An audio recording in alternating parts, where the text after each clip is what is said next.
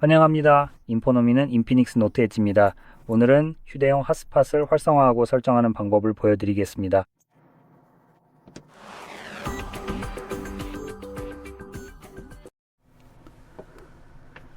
먼저 시작하려면 화면 오른쪽 상단에서 아래로 스와이프 하세요. 그러면 모든 토글 메뉴가 나타납니다. 여기 어딘가에 휴대용 핫스팟이 있을 거라고 생각합니다. 아마 이 버튼인 것 같은데 사실 100% 확신은 없습니다. 그래서 여기에서 실제로 클릭해 볼 수 있습니다. 그리고 보시면 라벨이 있어서 이게 바로 핫스팟입니다. 핫스팟 토글 버튼이죠. 하지만 이 목록 어디에서도 그 버튼이 보이지 않는다면 편집을 통해 아래로 스크롤해서 추가할 수 있는 토글들을 찾을 수 있습니다. 여기 보이는 것들은 모두 제가 추가할 수 있는 항목들이고 플러스 버튼을 클릭하면 됩니다. 그러면은 바로 위쪽에 추가됩니다. 그리고 다시 돌아가면 이 목록 어딘가에 보통은 맨 아래쪽에 추가된 것을 확인할 수 있습니다. 이제 핫스팟이 보이게 되었으니 처음에는 그 버튼을 길게 눌러야 합니다. 그러면 더 많은 설정을 선택할 수 있고 여기서 핫스팟 설정을 선택하면 해당 설정 화면으로 이동하게 됩니다. 이렇게 하는 이유는 무작위로 생성된 비밀번호가 있기 때문입니다. 사실 여기로 들어오지 않으면 현재 비밀번호가 무엇으로 설정되어 있는지 알 방법이 없기 때문에 최소한 한 번은 이 화면에 들어와야 합니다. 그래서 이제 이 점을 염두에 두고 저는 직접 비밀번호를 설정하는 것을 선호하기 때문에 기존 비밀번호를 삭제하겠습니다. 그리고 비밀번호는 최소 8자 이상이어야 합니다. 보시다시피 8번째 문자를 입력하면 체크 표시가 나타나야 하는데 지금은 제대로 작동하지 않고 있습니다. 8번째 문자를 입력하면 실제로 더 잘 보이게 되고 이제 확인할 수 있습니다. 이제 다시 이 화면으로 돌아오면 다른 옵션들도 있습니다. 비밀번호 외에도 생성될 네트워크의 이름이 있는데 보통은 기기의 이름이기 때문에 쉽게 찾을 수 있습니다. 이대로 두는 것이 좋습니다. 이렇게 하면 네트워크에 실제로 비밀번호를 설정할 수 있어서 다른 사람들이 비밀번호 없이 핫스팟에 연결하는 것을 막을 수 있습니다. 그리고 당연히 AP 이벤트도 있는데 사실상 신경 쓰지 않아도 됩니다. 실제로 눌러볼 수도 없으니까요. 5GHz 옵션이 제공되는 게 좀 이상하긴 한데 보통은 2.4GHz도 함께 지원된다는 의미거든요. 하지만 여기서는 변경할 수 없는 것 같습니다. 마지막으로 이 네트워크 숨기기 옵션이 있는데 저는 이걸 사용하는 걸 추천하지 않습니다. 이 옵션을 켜면 다른 기기에서 네트워크 설정에 들어가서 직접 네트워크를 수동으로 추가해야 합니다. 이렇게 하면 평소처럼 와이파이 목록에 표시되지 않으니 직접 들어가서 추가해야 합니다. 기본적으로 수동 또는 사용자 지정으로 추가해야 합니다. 정확히 어떤 메뉴였는지는 기억이 안 나네요. 그리고 여기 나와 있는 이름과 비밀번호를 정확하게 입력해야 합니다. 모든 정보를 올바르게 입력하면 그때 연결이 됩니다. 그렇게 하지 않으면 연결할 수 없습니다. 이 기능이 활성화되어 있으면 켜둔 핫스팟이 목록에 나타나지 않아서 마치 존재하지 않는 것처럼 보일 겁니다. 아무튼 이 창을 닫겠습니다. 그리고 여기 연결 관리 기능도 있습니다. 이 옵션은 여러분에게 꽤 중요한 기능이 될 수도 있습니다.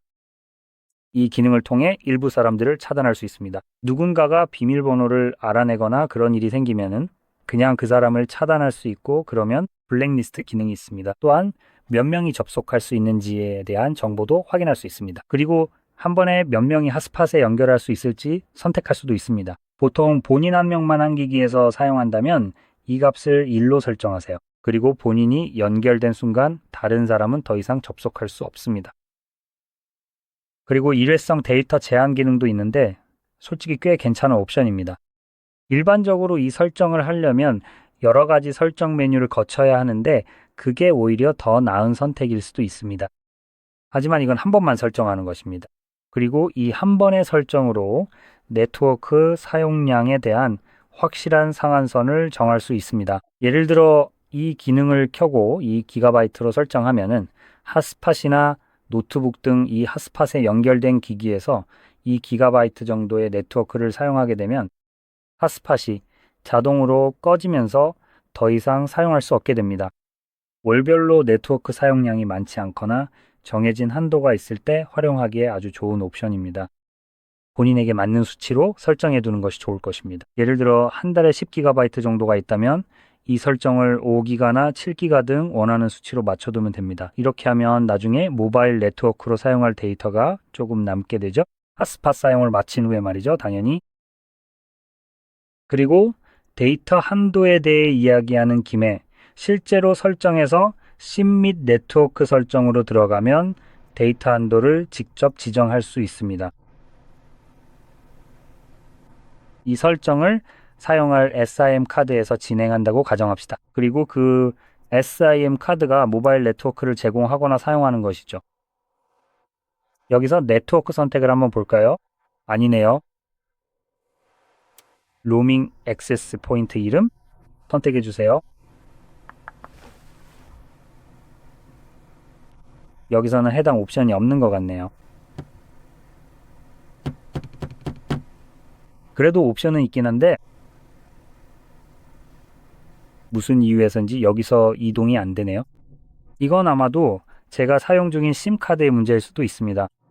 제가 사용 중인 SIM 카드는 기본적으로 제대로 작동하지 않아서 네트워크를 제공해주지 않습니다. 보시다시피 여기에는 신호 연결조차 없으니 이게 문제일 수 있습니다. 마지막으로 확인하고 싶은 게 하나 있는데 보통 이런 문제를 일으킬 수 있는 데이터 세이버, 모바일 데이터, 오지 데이터 사용 여부입니다.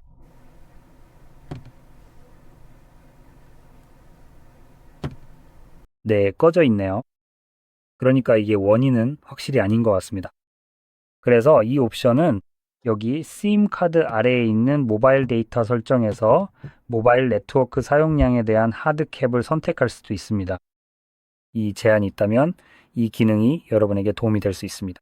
여기에서 실제로 해당 심 카드에 대해 일반적으로 설정할 수 있습니다.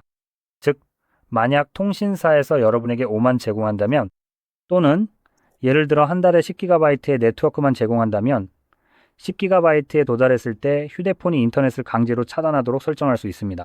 이 옵션은 만약 여러분의 통신사가 한도를 초과하면 자동으로 더 많은 데이터를 제공하고 그에 대해 터무니없는 요금을 청구하는 사기성 업체라면 정말 좋은 기능입니다. 그래서 이런 상황이 발생하지 않도록 여기서 꼭 활용해야 할 좋은 기능입니다. 또한 거기서 할 수 있는 또 다른 설정은 청구 주기를 지정하는 것인데 예를 들어 10GB 카운터가 그에 맞춰 새로 고쳐지도록 할 수 있습니다. 그리고 이 설정은 제가 앞서 보여드린 핫스팟 자체의 데이터 제한 대신에 적용할 수도 있습니다. 이제 모든 설정이 완료되면 핫스팟을 사용하기 위해 해야 할 일은 단순히 핫스팟을 찾아서 클릭하는 것 뿐입니다.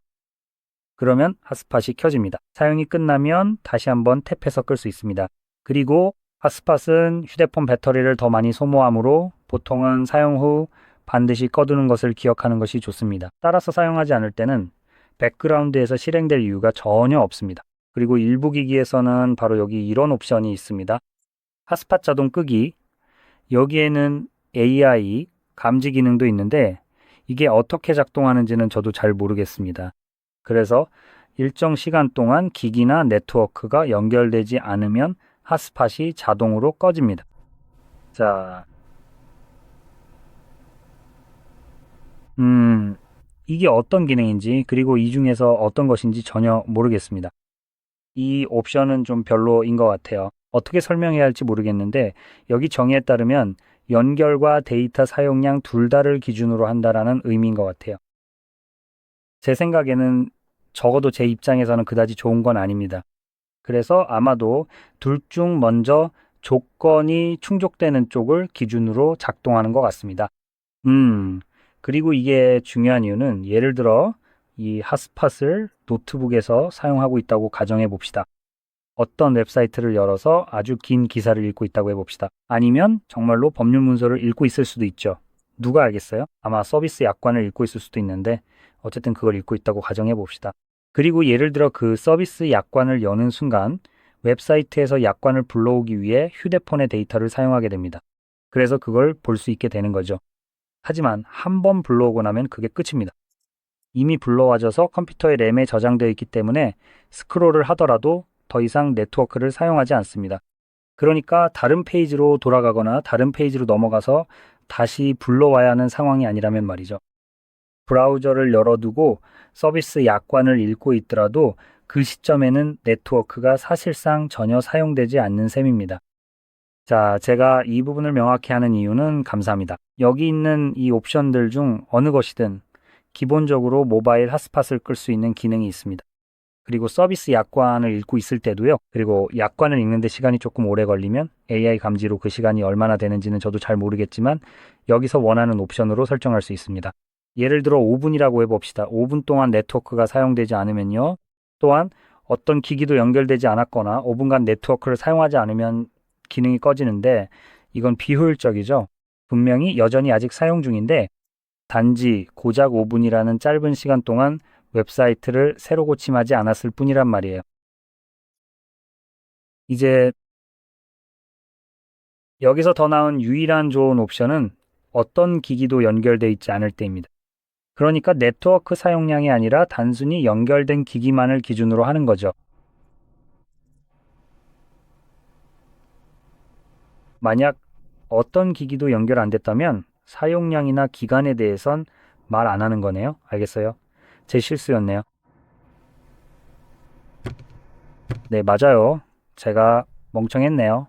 신경 쓰지 마세요. 그래서 여기서는 사실 이게 좋은 옵션이네요. 이렇게 하면 예를 들어 서비스 약관을 5분 뒤에 계속 읽을 수 있게 됩니다. 여전히 그걸 읽고 있을 수 있죠. 네트워크는 여전히 켜져 있습니다. 예를 들어 노트북이 네트워크에서 연결이 끊긴 후, 즉 보통은 뚜껑을 닫았을 때 5분이 지나야만 네트워크가 꺼집니다.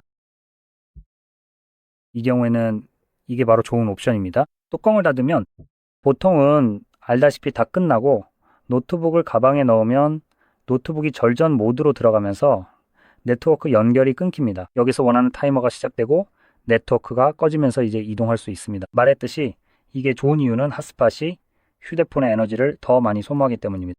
그러니 가능한 한 가장 짧은 시간으로 설정하는 것이 좋습니다. 계속 연결되어 있는 한 계속 작동할 것입니다. 아무튼 이렇게 말씀드리면서 이 영상이 여러분께 많은 도움이 되었길 바랍니다. 도움이 되셨다면 좋아요와 구독 잊지 마시고 시청해 주셔서 감사합니다.